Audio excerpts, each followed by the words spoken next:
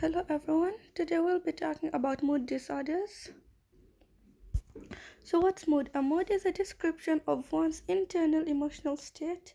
Both external and internal stimuli can trigger moods, which may be labeled as sad, happy, angry, irritable, and so on. It's normal to have a wide range of moods and to have a sense of control over one's moods. So, what's a mood disorder and what's a mood episode? Mood episodes are distinct periods of time in which some abnormal mood is present. They include depression, mania, and hypomania. So these are mood episodes. Then what are mood disorders? So mood disorders are defined by the patterns of mood episodes. They include major depressive disorder, bipolar 1 disorder, bipolar 2 disorder, persistent depressive disorder, which was previously known as dysthymia, and cyclothymic disorder. Some may have psychotic features such as delusions or hallucinations. So we're going to start with major depressive episode. So this video is divided into I think about three. Yeah. So there's going to be a series of three videos which are going to focus on different conditions. So major depressive episode DSM-5 criteria. So it must have at least 5 of the following symptoms and must include either number 1 or 2 for at least a 2-week period. So what's the criteria? So I've got 1, depressed mood most of the time.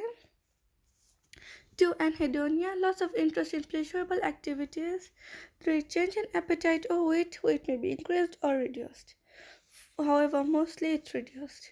4, feelings of worthlessness or excessive guilt. 5, insomnia or hypersomnia. 6, diminished concentration.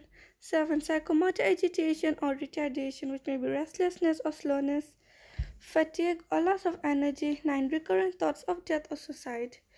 And one thing you need to take note of is symptoms are not attributable to the effects of a substance such as drug or medication or another medical condition, and they must cause clinically significant distress or social or occupational impairment.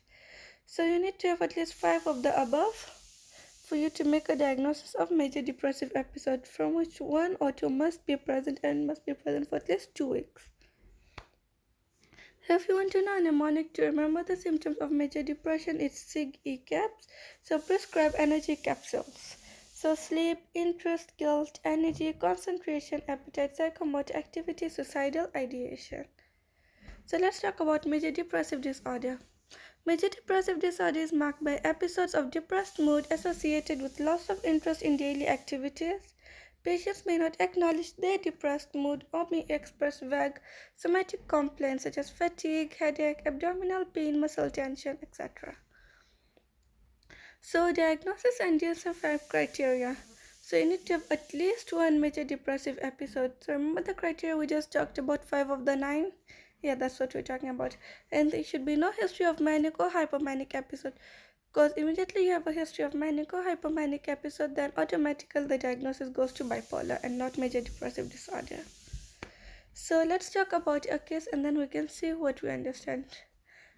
So I'm presenting IK, female 23, who presented to this facility due to recurrent suicidal thoughts and feelings of sadness most of the time for 1 month.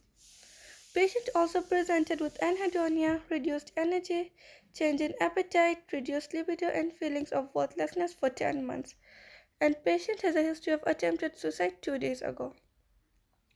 So I would like you to pause here and just try to find the positive symptoms according to our criteria. Okay. So let's look at the positive symptoms. So if recurrent suicidal thoughts and feelings of sadness most of the time for 1 month. So that's 2 of our criteria.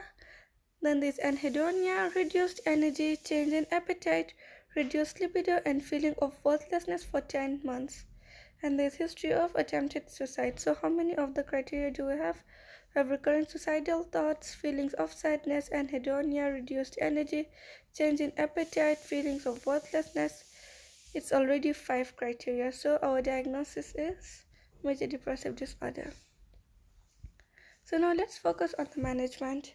So under management, we use the biopsychosocial approach. Bio is mainly talking about the pharmacological aspect of treatment. Psycho goes on the psychotherapy and social goes on social support. So let's start with the hospitalization. So you only hospitalize if patient is at risk for suicide, homicide, or is unable to care for him or herself. Let's go to the pharmacotherapy.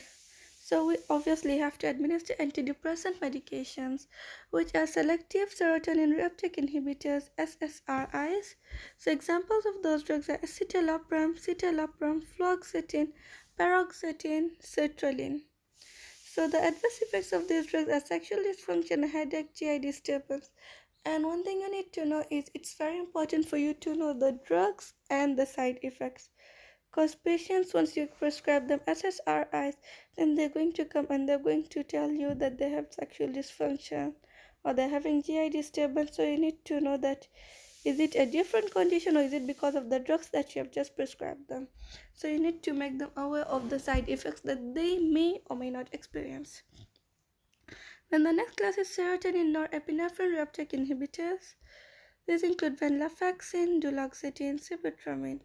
Adverse effects are nausea, dry mouth, dizziness, headache, diaphoresis. And we've got alpha-adrenergic antagonists such as mirtazapine. Adverse effects include dry mouth, increased appetite, weight gain, headache, hypersomnia, constipation. Then we have our tricyclic antidepressants. These include amitriptyline, amoxicillin, desipramine, trimipramine, protriptyline, and nortriptyline. So adverse effects include blurred vision, dry mouth, constipation, orthostatic hypotension, cardiac arrhythmias. And the next class is monoamine oxidase inhibitors. These include phenolzine, selaginine, isocarboxacid. So what are the adverse effects? The adverse effects include orthostatic hypotension, serotonin syndrome if used with selective serotonin reuptake inhibitors, and hypertensive crisis with tyramine-rich foods such as cheese. I don't know if you may have heard of the cheese reaction. Yeah. So what are some of the adjunct medications you can give with antidepressants? You remember we said that we may have psychotic features in major depressive disorder? Yeah. So a typical second generation antipsychotics along with antidepressants are first line treatment in patients with major depressive disorder with psychotic features. In addition, they may also be prescribed in patients with treatment resistant or refractory major depressive disorder without psychotic features. Then T3, T4, and lithium have demonstrated some benefit when augmenting antidepressants in treatments of refractory major depressive disorder. So you need to take note that these are not first line but used in refractory. So in first line we just have to use antidepressants. And we go to psychotherapy. So the best therapy is cognitive behavioral therapy. However, nowadays there have been increased use of interpersonal psychotherapy. Then other therapies that patients can benefit from are supportive therapy, psychodynamic psychotherapy, problem-solving therapy, family or couples therapy. They've all demonstrated some benefit in treating MDD, but primarily it's CBT or interpersonal psychotherapy. And psychotherapy may be used alone or in conjunction with pharmacotherapy. Then this electroconvulsive therapy. This is indicated if patient is unresponsive to pharmacotherapy, if patient cannot tolerate pharmacotherapy such as in pregnancy, or if rapid reduction of symptoms is desired. For example, immediate suicide risk, refusal to eat or drink, or catatonia. So that's all about major depressive disorder. In the next video, we'll be talking about bipolar. Thank you.